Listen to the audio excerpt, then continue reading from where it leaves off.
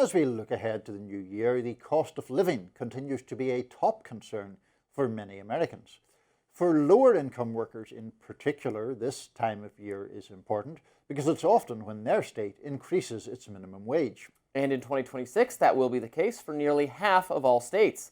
According to reporting from Nexstar Media's Addie Bink, 22 states will increase their minimum wage at some point in the new year. This map, which she put together for the Hill's website, shows all the states in question. States in green are set to raise the wage on January 1st. The states in yellow, Alaska, Florida, and Oregon, will have delayed increases that go into effect later in the year. The increases in wages are mostly incremental. They're just really keeping up roughly with the rate of inflation. But there are a few notable outliers. Hawaii's minimum wage will rise by a full $2 per hour from $14 to $16. Nebraska is going up by 10% from $13.50 to $15. And Robbie's home state of Michigan will be going from $12.48, very specific, to an equally specific $13.73. The state with the highest minimum wage is technically Washington State, which will increase its wage to just over $17 in the new year. But actually, the District of Columbia has a higher minimum wage than any of the 50 states. It's currently $17.95. D.C. will not be changing that number in 2026. If you're wondering about the federal minimum wage, that's not changing either. It will stay at $7.25 an hour. That's the same level it's been at since 2009. Democratic Congressman Al Green and Republican Senator Josh Hawley both introduced separate bills in 2025 that would have raised the federal minimum wage, but neither bill has, at least so far, made it to the floor for a vote.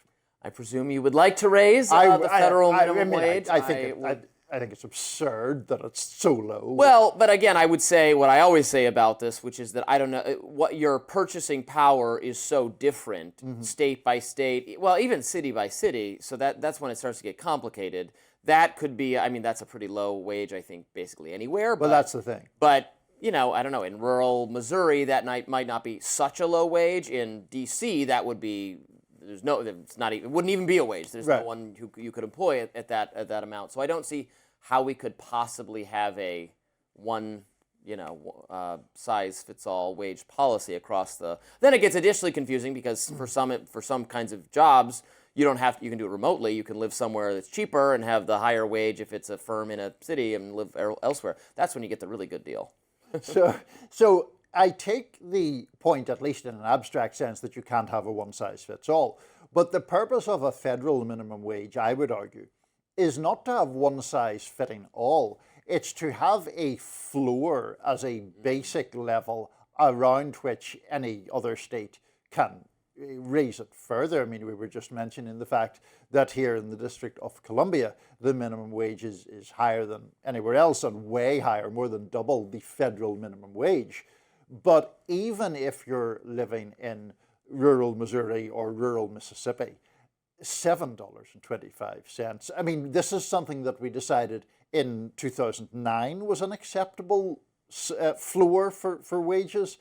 We could calculate out, I'm sure, how much $7.25 in 2009 dollars is now worth, even if it had kept pace with inflation. It would be much greater, which just finally, I mean, that's my overall point about the federal minimum wage. It should be inflation linked, so it just goes automatically up to keep pace with cost of living increases. I mean, fair enough. It might very well be the case that if you're going to do it, it should be inflation linked so that the number isn't just meaningless. Otherwise, I'm not for a minimum wage at all. I would get rid of all of the minimum wage laws because, this is a kind of standard right versus left argument that's been argued to the end of time. And economists disagree and will point to research saying that it negatively impacts the labor market. Then there's other research saying it doesn't affect employment. Then there's more research saying it does. It's why you can't just say, well, what do the experts say? Well, the experts strenuously disagree because there's research that they've been doing for 50 years,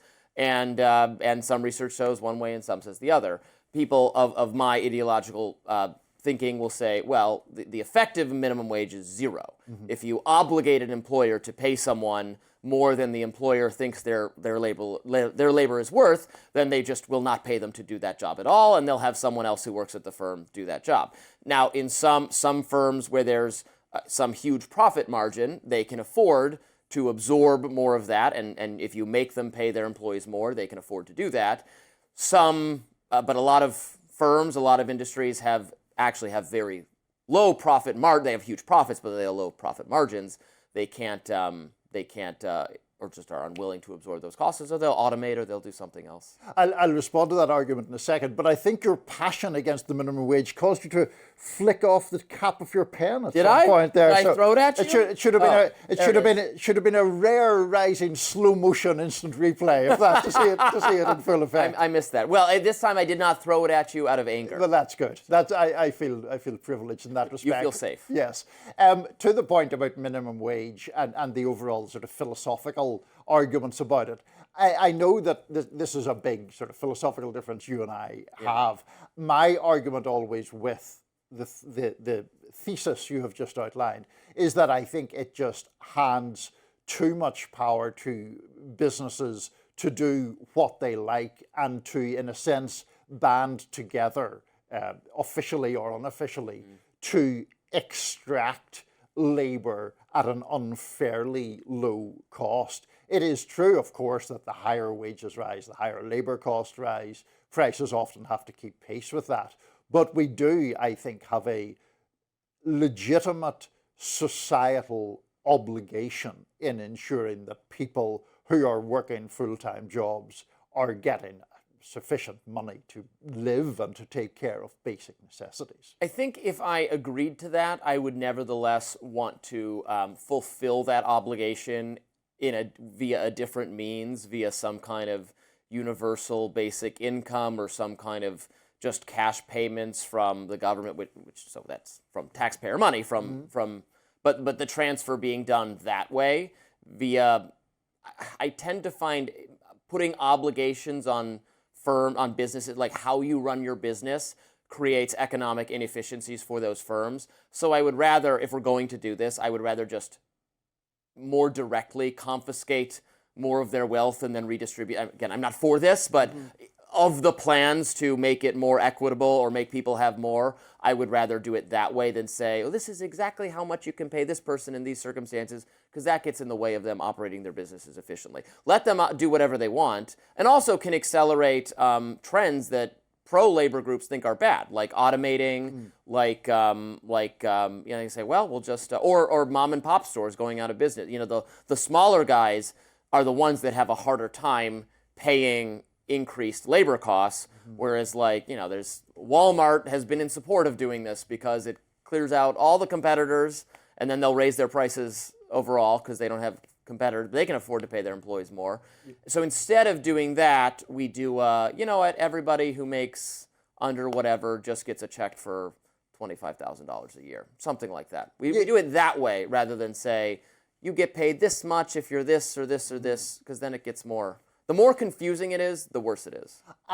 Well, that element may be true. I struggle to see the injustice or unfairness in demanding or requiring businesses to pay a certain wage to their employees. Now, it is true that there are regional and city-to-city differences in cost of living, of course, and the market does have some role to play in that respect.